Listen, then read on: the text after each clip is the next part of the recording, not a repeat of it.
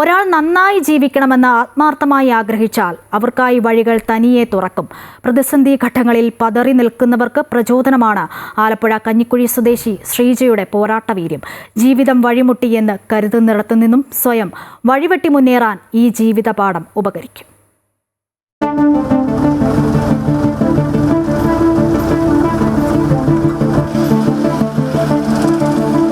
യാത്ര ജീവിതം കെട്ടിപ്പടുക്കാനുള്ള പോരാട്ടത്തിലേക്കുള്ളതാണ്.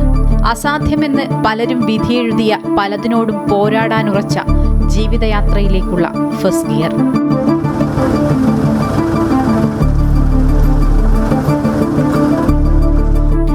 ആലപ്പുഴ കഞ്ഞിക്കുഴി സ്വദേശി ശ്രീജ ജീവിതത്തിലേക്ക് വളയം തിരിക്കാൻ തുടങ്ങിയിട്ട് നാളുകളേറെ പിന്നിടുന്നു.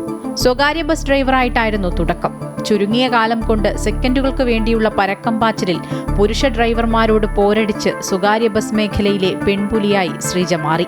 ഇതിനിടെയാണ് കഞ്ഞിക്കുഴയിലെ വെറൈറ്റി കർഷകൻ സുജിത്ത് ശ്രീജയെ തന്റെ വാഹനം ഏൽപ്പിക്കുന്നത്. അത് പുതിയ ഒരു തുടക്കമായിരുന്നു. ഇന്ന് 2 ജില്ലകളിലായി ശ്രീജയും വിനിതയും പച്ചക്കറികൾ വിൽപ്പന നടത്തുന്നുണ്ട്.